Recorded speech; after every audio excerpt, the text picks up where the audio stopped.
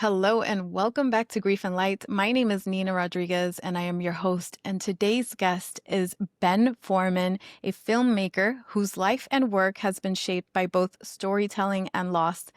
After nearly a decade in Los Angeles, directing, writing, producing projects with companies like Nickelodeon, Amazon, HGTV, Hulu, Netflix, and other renowned companies, the sudden loss of his brother Sam in 2022 shifted everything. He returned to Boston to create Higher Calling, a deeply personal film about love, loss, adventure therapy, and the ways we find healing through art, nature, and connection.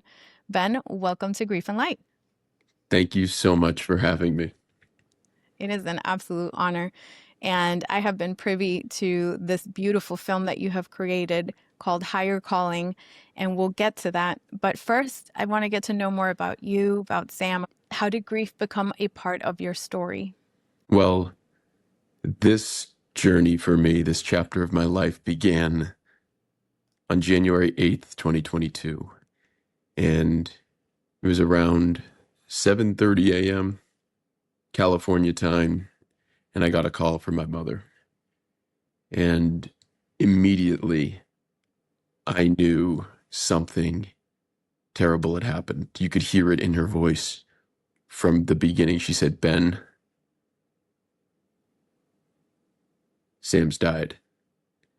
And the emotion that you, Nina, that folks who have experienced this sudden tragic loss, the first feeling is disbelief. And there's this thing that happened to my brain that makes that day in particular so much more memorable. Your nervous system is on 110%, and your brain is impressionable in a way that normal days it's not. And that day felt like a 40-hour day, getting on that flight without agency, being tortured, having to be passive in a time where all you wanted to do was be there for your family and feel like you could do as much as you could with what you were facing. And frankly speaking, I would have preferred to drive from Los Angeles to Boston just because it felt like I could do something, as irrational as it was. Um, and I know, having listened to this podcast, your experience driving after getting that call about Joseph certainly has trace elements of what I went through. So getting back to Boston that night of the 8th, and the absolute chaos that comes with the sudden loss of someone like my brother um, pushes you forward. And I am so grateful to have parents that have strength beyond what I can comprehend and show me what it's like to grieve immediately with grace, and show me what strength was. And when that chapter started, everything changed. Your sense of purpose, your sense of relationships, your sense of identity are all brought into question in a new way, because for us, we are brother or sister. And it took a while to realize that that is still the case, even though I'm no longer, Sam is no longer living. My identity as brother and your identity as sister still is part of who we are. And for me, that was true for 25 years. But the other parts of my identity, what I was creating, what I was producing, what I was working on, suddenly felt very different. And I don't want to say it's insignificant because it was just a matter of perspective, but waking up after losing Sam those few weeks became a really dark and heavy few weeks and months, and now 3.5 years removed, there's still elements of the mourning and reflection process that continue to resurface. And uh, I think as you ask about the arc of this chapter and where grief became a central character in this part of life, I was very fortunate in a sense to have not had this type of heartache or heartbreak until I was 28 years old. And my folks did a really intentional job. My parents did an intentional job shielding Sam, my brother, and I from the loss of my grandfathers and not seeing that side of their sadness to, I think, preserve a youthfulness in my brother and I. And I certainly feel now that there was a wonderful gift in how they navigated their grief of my mother and father, the grief around losing their fathers.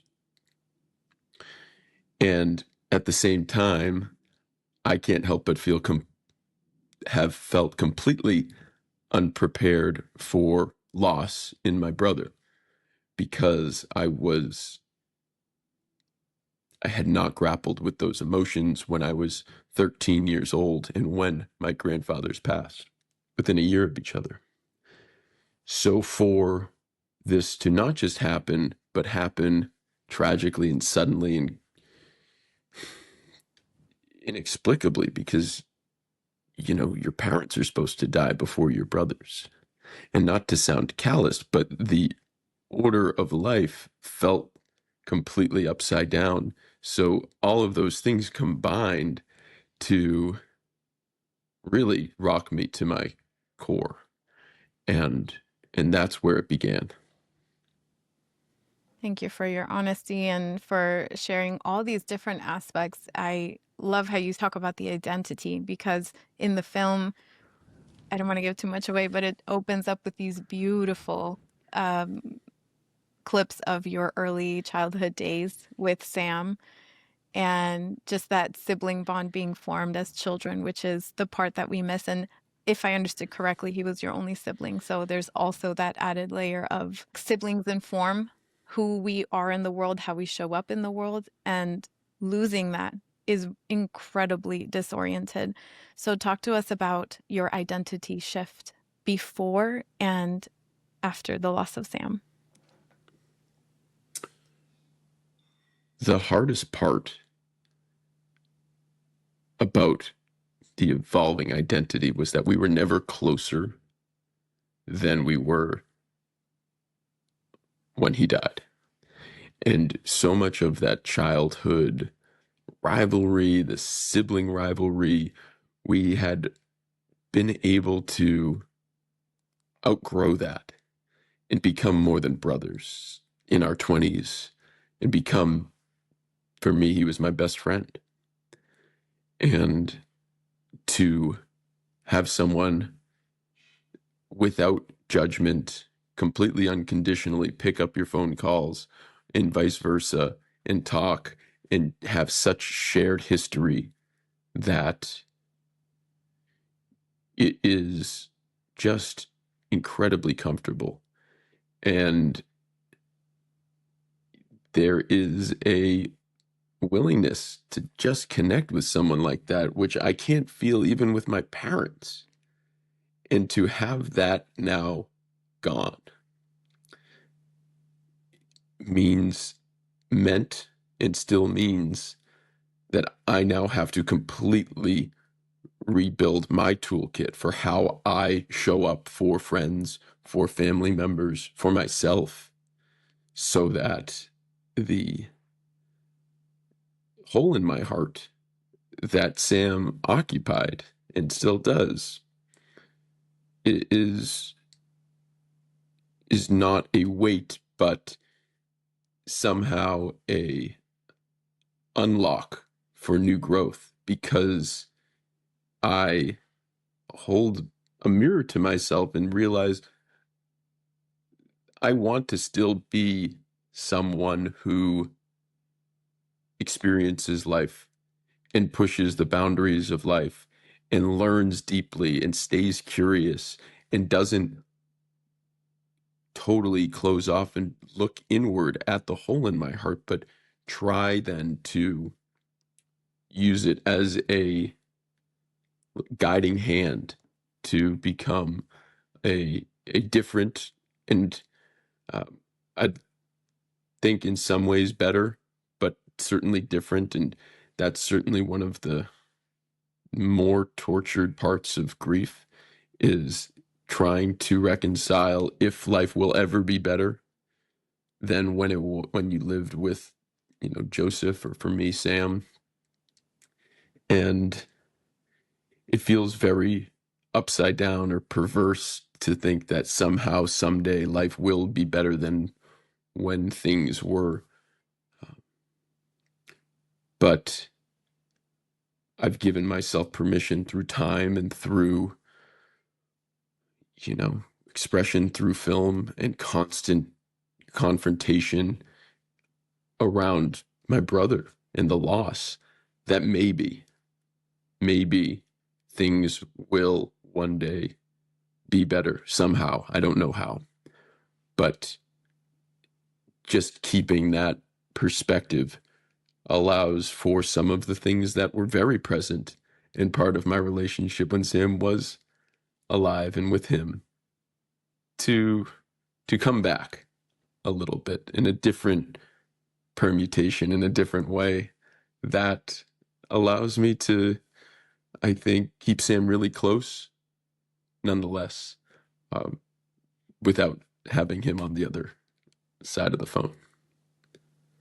Thank you. And I love that you addressed the part about giving yourself permission, giving ourselves permission to not necessarily say, yes, for sure, my life is going to be better, just to leave the door open to possibility of what that may look like and extend that grace to ourselves in terms of it may not feel like that right now. I may not even understand it right now, but I leave the door open for that possibility because in loss in general, but also in sibling loss, especially when you lose an only sibling, the survivor's guilt is so real. And it's something you address in the film. And I'm curious how that has evolved for you. And I love how you say that you can now relate to Sam, even though he's not physically here. I had a guest who said we get to carry their love light forward.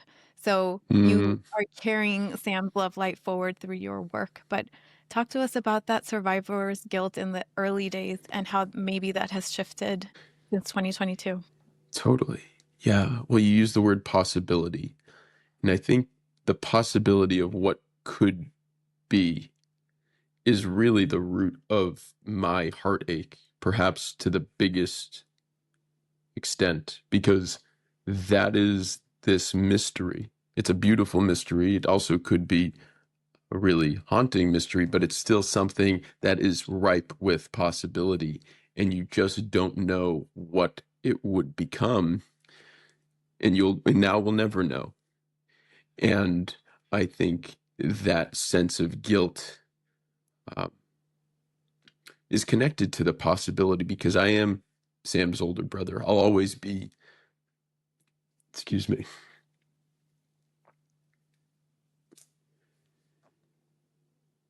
I'll always be his older brother. And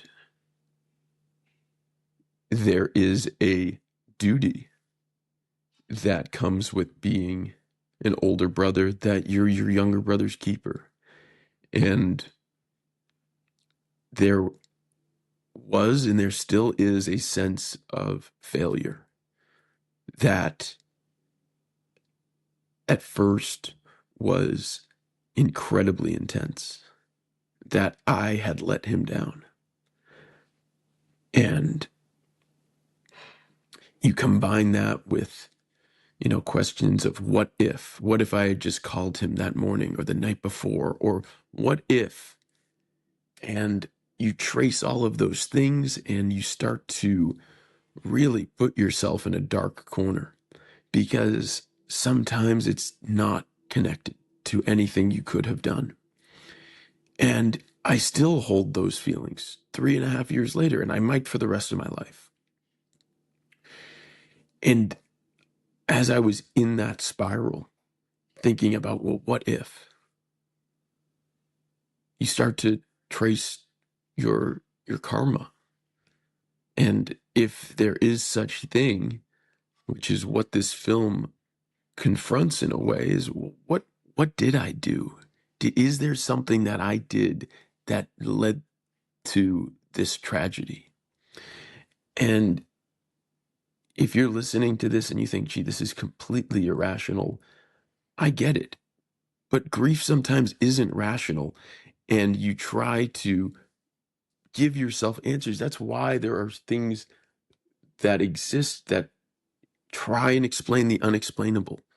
And we've been doing it as humans for thousands and thousands of years, and we still do it. And that's because it feels good. And I tried to explain something unimaginable through conversations with monks. And that was one of the central themes that led me to create this film, Higher Calling. So the question was, how does my identity change? How has it changed? It has changed massively in terms of my perspective on what's important about me, who I want to become because of what's occurred in my life and how I want to spend my time, what I want to think about. There's a, a beauty that comes from tragedy. People come together, and at least from my perspective, I was able to really hold myself to a different standard of what I want to be focusing on.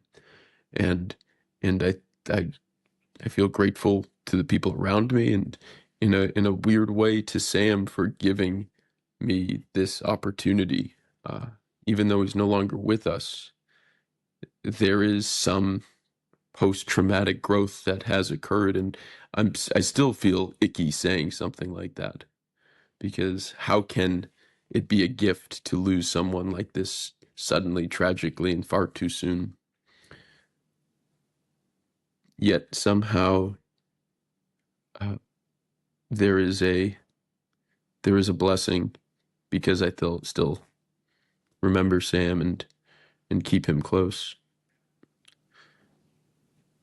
I'm sitting here nodding my head. I don't know if you're listening or watching, but if you're listening, I'm just sitting here nodding my head, yes, yes, yes, because and my sister heart just understands on such a profound level every word that you have said.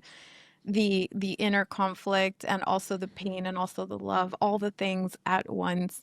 I completely agree. For the longest time, the words resilience, post-traumatic growth, meaning, all these things felt sharp against my heart. I was angry at people who brought that up, honestly. With some distance, I realized the loss wasn't, in my opinion, the loss wasn't for any particular reason. It was more, what do we decide to make of this through how we live our lives?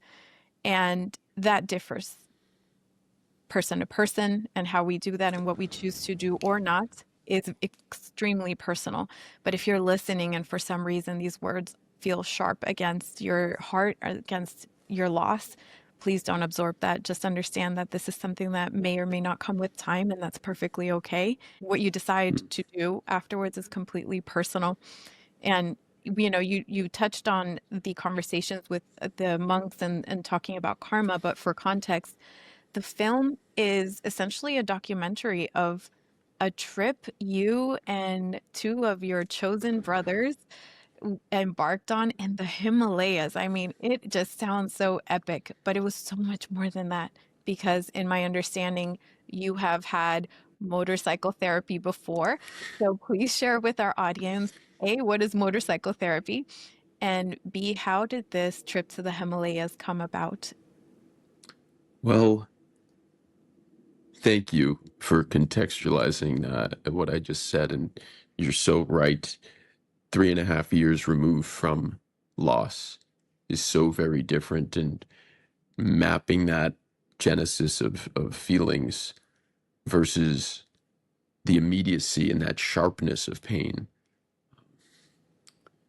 I'm just sharing the perspective of where I am right now. And if it's helpful, I'm glad it is. And this film, likewise, is just my personal experience. And I'm just the messenger.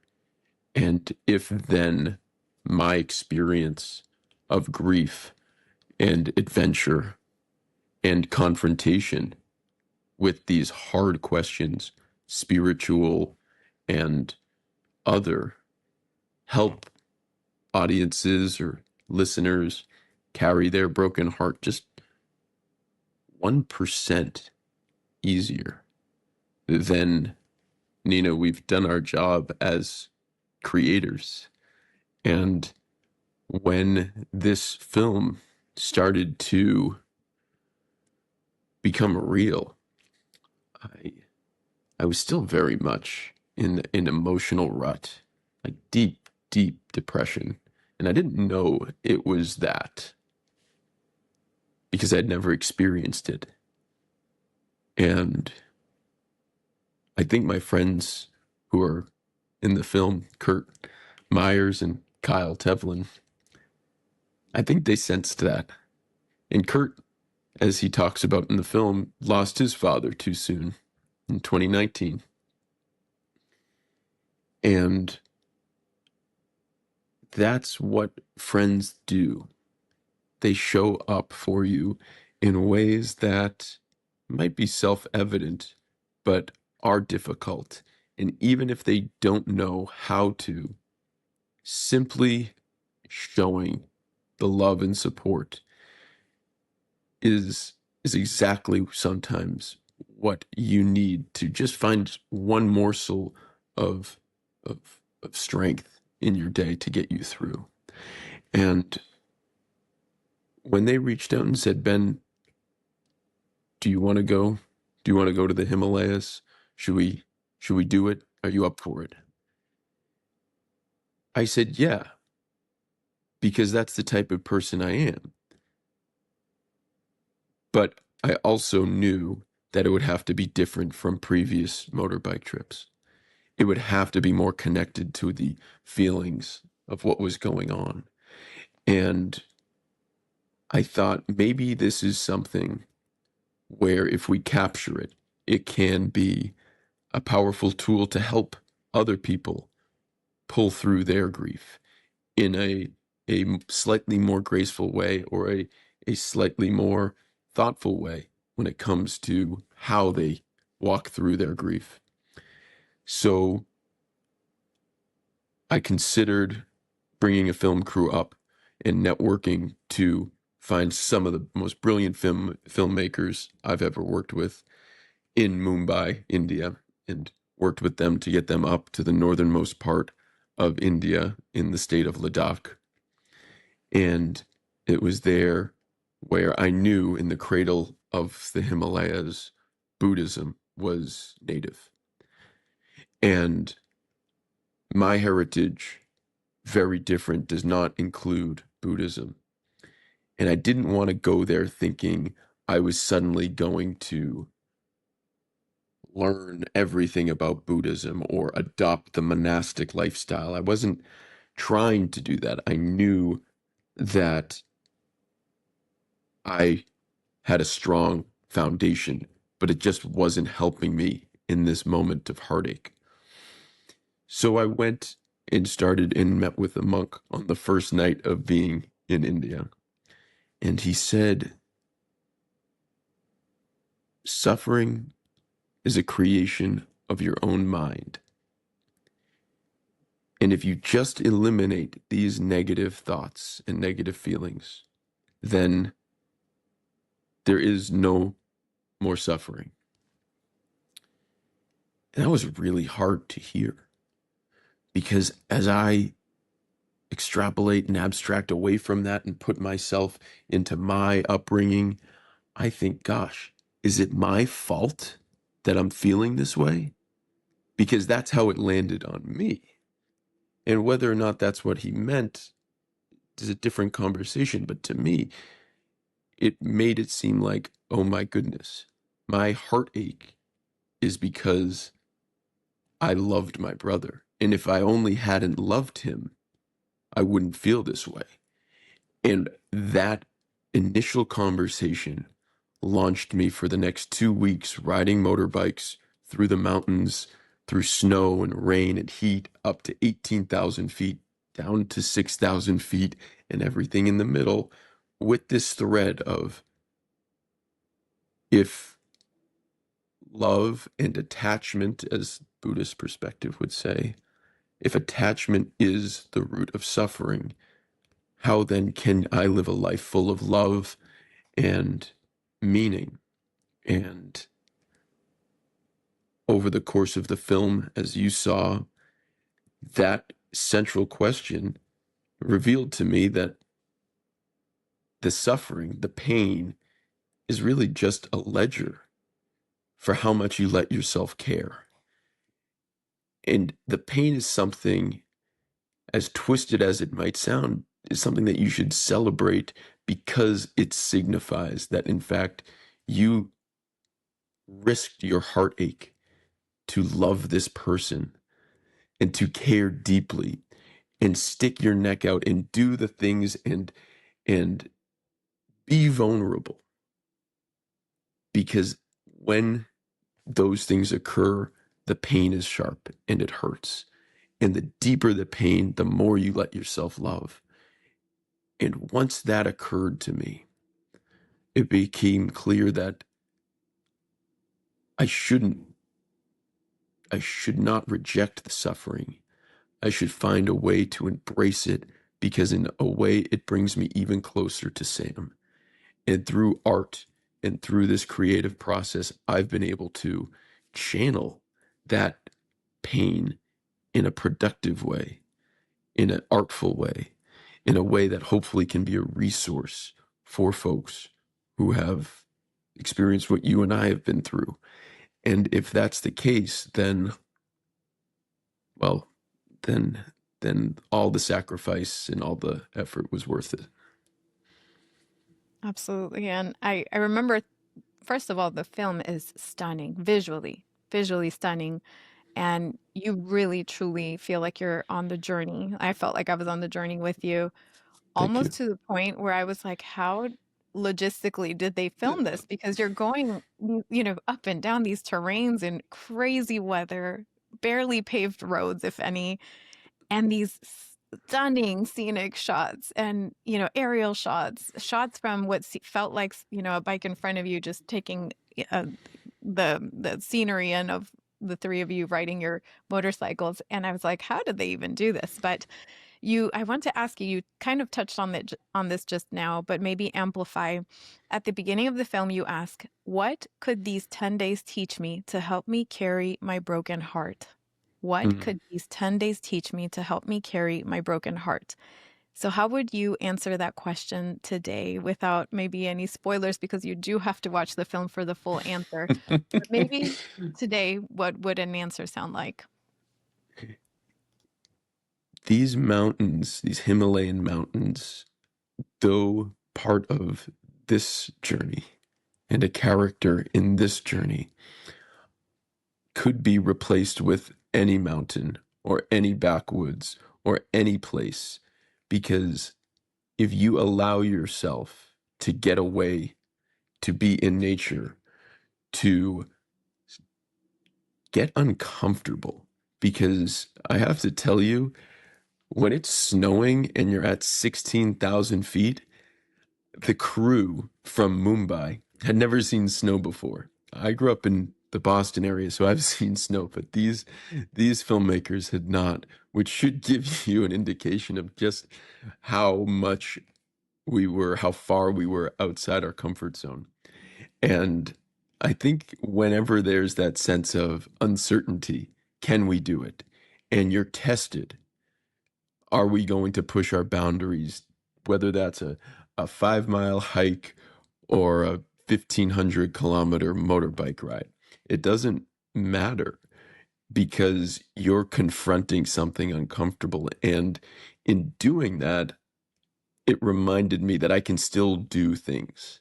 I can still push myself, even without Sam. I can still be uncomfortable. I can still grow, even if it's something as simple as, gee, I got up, I put my pants on, I rode my motorbike down the road. And the harder the thing is that we face in the wake of loss, the more we can remind ourselves of that inner strength. And that's hard. That was really hard. And it still is. Immediately after losing Sam, God, it felt like anything was impossible and everything was meaningless. And as you start to rebuild yourself, those 10 days in the mountains gave me such a gift because it it reminded me of what I'm capable of, even in the most simple sense. And then as the process, rippled out, uh, I'm capable of making films. I'm capable of writing. I'm capable of doing all sorts of things that go into the filmmaking process. And you build yourself up through being out in the world and being a little uncomfortable. Um, because I think that's where you do a few things, but you remind yourself of who you are and what you're capable of. And sometimes you lose yourself in the loss, and I certainly did. And one thing I want to underscore is the contrast that I was able to feel in those 10 days in the mountains. And I think when I say pain and the suffering is the inverse of how much you let yourself love whoever it is you lost. Likewise, going through in grief is really intense in the contrast, the ups and downs, the intense laughter with the intense sadness in short order of one another occur really, really fast. And then over time, it slowly becomes less and less sporadic. And I think being compressed in 10 days in those mountains, suddenly I'm smiling, I'm riding, the sun is out, everything's good. And because of the climate of those mountains, in the afternoon, it's 42 degrees and raining and freezing, and we're going through glacial rivers. And the contrast of the environment impacted the contrast of what was going on in my head and in my heart because I felt sad and rudderless when things were going bad.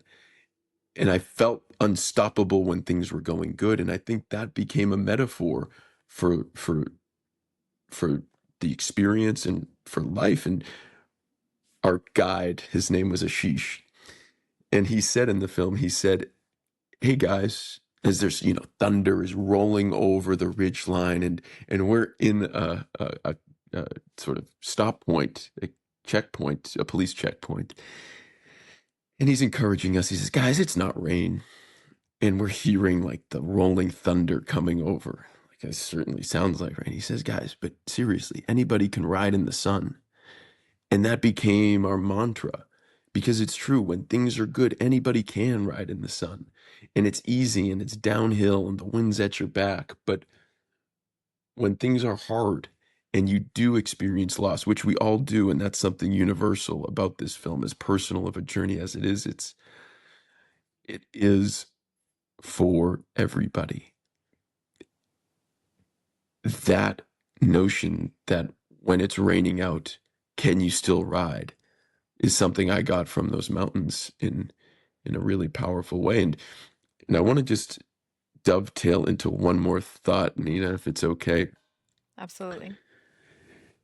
This film is about resilience. It's about what you do once hardship and tragedy has impacted you. And what I'm working on now to create is a film about resistance.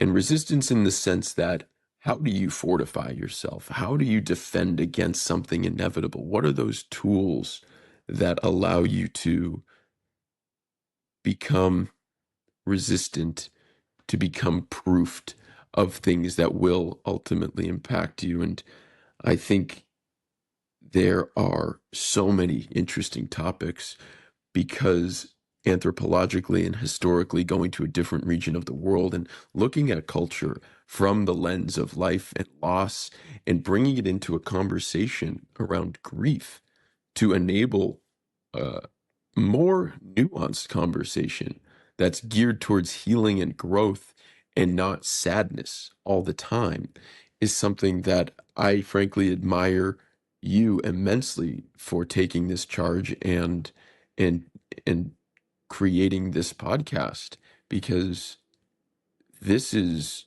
this is the path towards a society where we're not so focused on the short term.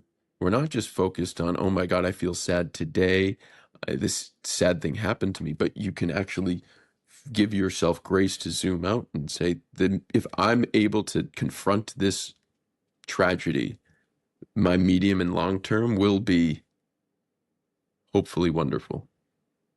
Thank you for highlighting that because it absolutely is. We're conditioned to expect instant gratification, instant answers, everything at our arm's reach. Grief thrusts us into living in the both and of life, in the living with the questions. You addressed that earlier, that sometimes we won't have the answers. And we do sometimes fall into what if spirals, and we do have to live with more questions sometimes. Something like an answer comes in how we choose to live our lives afterwards. It's so beautiful that you said that this invites nuance, and the film itself. Now, as you were talking, I was remembering some scenes and I remember, oh my gosh, the entire journey is grief, right? The ups, the downs, the joy, the sorrow, the disappointment, the brotherhood, the support, and even your guide, who I love. You're not even in the same country. You're not even of the same culture or background or life experiences. And yet there was a sensitivity that he understood deeply what you were going through. I'm getting chills saying this, but like, I love the way that your friends, I'm saying like your chosen brothers, like your friends supported you through mere presence, less words, more presence. And even at one point where I could feel, there was a scene where you had to decide whether or not you're camping out in this one area, but the weather was horrible. And they're like, yeah, no, we're not doing that. You're like, I say we go. And I could relate to you because in grief, your perspective on what maybe you would have done had you not been grieving would have been different. But in that moment, I could totally be like, yeah, I get why he would have wanted this decision. So anyway, I'm kind of speaking abstractly here because you have to watch the film for context, but it's so beautiful how you took the viewer on this journey with you. And it's one of the most effective films that I've seen do it with very little words because you are writing most of the time. Most of the film is the journey. And that is incredibly powerful. So thank you for taking us there, and for showcasing so many aspects of it in such an honest light without being over the top. Like there was no drama. It was very honest, and I absolutely love it. So I'll stop there. But I do want to ask about motorcycle therapy and Uh, allowing nature to nurture you. I think I touched on it before, but one thing really stood out. You I'm paraphrasing here, but in one scene you say riding a motorcycle means you have to be in the present because you never know what's around the corner. Would you say that's a metaphor for how you live life or navigate life after loss?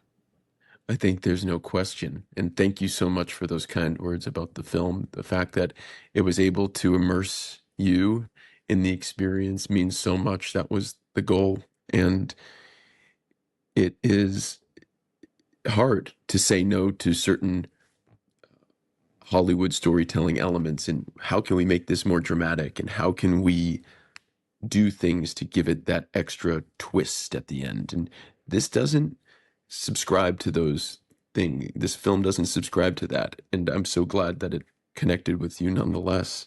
And I hope it does for audiences too. And with adventure therapy and being present on the bike, it's quite literally a forced choice because if you start to wander, your brain starts to go somewhere else. You quite literally run the risk of peril. because you're not where your two wheels are. And it is like many action sports, there's a forced sense of mindfulness and thoughtfulness and awareness that whether you're doing the activity for that reason or not, you get this experience of meditation because in your brain just it cools off just a little bit and you get to sort your thoughts a little bit easier. And adventure therapy, it could be one foot in front of the other trying to get to the summit, or one foot in front of the other just getting through your, daily walk, but doing it in an intentional way where you have no choice but to focus is something unique to motorbikes. And of course, the the irony and the tragedy is that you experience something similar on skis and a snowboard, which is how Sam passed. It's how Sam's accident happened. And I won't get too far into that because I think we've covered it already, but the adventure therapy is something uh, that, the mototherapy specifically, was something that I kind of discovered while on the road. You can't quite articulate what it feels like, but that's sort of the point, which is when you've been on your bike, for me, it's about 60 minutes. All of a sudden, everything gets quiet.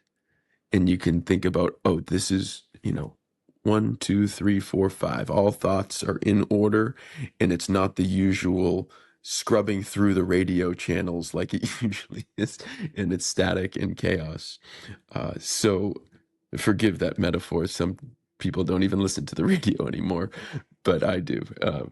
And it, I would encourage, I'm not going to encourage people to go on a motorcycle, but I would encourage people to try to find ways to just be in their body in grief. And a quick anecdote: my brother was a state champion wrestler. He was a ferocious competitor and a really, really hard worker. And in the days after Sam passed, I remember going to exercise and having this extra strength, this extra endurance. And I talked to my friend Kurt, and he said, yeah, I ran 6-minute miles consecutively for 5 miles. I had never done that in my life. And I think there is something when you are in pain to just get out of your head and get into your body. And I think that's connected to the mototherapy and the adventure therapy and the nature-based part of it too. Um, so I think that did a lot for me because my head was spinning and all of our heads were spinning. And it was a simple thing to just put your foot in front of the other and run. Absolutely. And I can definitely relate. A loss disconnects us, has that ability to disconnect us from our lives and our bodies and everything. And returning is such a part of the healing process. Absolutely. So maybe I don't know if I'll ride a bike myself, but I'll definitely find other ways to connect and enjoy the incredible scenery from your film, Higher Calling. And, I want to be mindful of our time together here. I know we're reaching the end. I could definitely, talk more about this for a lot longer. But what do you hope audiences take away from Higher Calling, and where can they find more information about the film if they wanted to watch it? I could talk with you about this all day, Nina.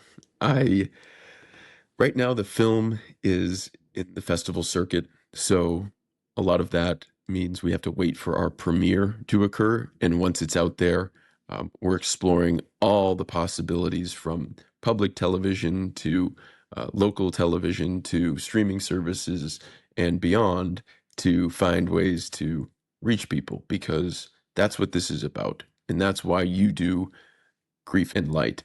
And that's why I created this film, is because if we can reach people and it doesn't have to be a full scale, I want to take everything from this podcast, I want to take everything from this film and bring it to, that's not what this is intended to do, because grief is personal, and your loss, I don't, in fact, want people to compare grief. I don't think that's healthy. But I do want people to recognize that there are things that you can do to get yourself a little bit stronger, a little bit less stuck. And this was my experience doing that. And in this film, whether it's the spirituality, whether it's the adventure, or whether it's some of the meditations on grief and on the questions that I grappled with, um, that audiences walk away and hopefully look at that and remember, maybe that is something I can do or I can think about that will get me just 1% better for tomorrow or the day after when that sharp pain hits me in my chest. So uh, it's coming. The film's coming. And hopefully, knock on wood, that a sequel will be coming too. So exciting things. But so grateful to connect with you, Nina. So glad to be a part of this really important project that you've built. And I I look forward to meeting you and sharing this film with you, whether it's in Miami at a festival down there or elsewhere. But thank you from the bottom of my heart. Thank you. Likewise, it has been an absolute honor, and absolutely let me know if you're ever in Miami and we can promote the film and the sequel. We'll stay tuned for that one. Let's go higher calling first, and then we could have a follow-up conversation thereafter. Um, Final question, short answer if you like. What would Ben today say to Ben after getting that call in 2022?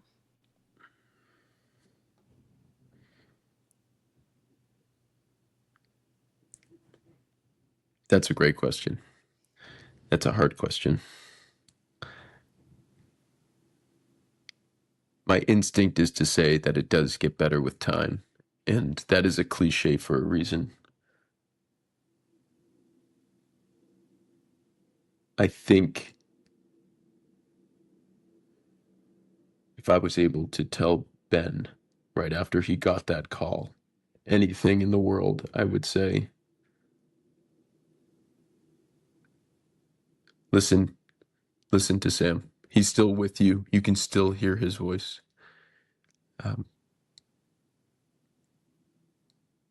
and use that to guide you, because it's going to hurt to listen to him, but you can still hear his voice. So don't be afraid to do that. Thank you, Ben. It has been an absolute honor. Thank you, Sam, for sharing your voice and your light in life and in the way you continue to ripple forward. Thank you.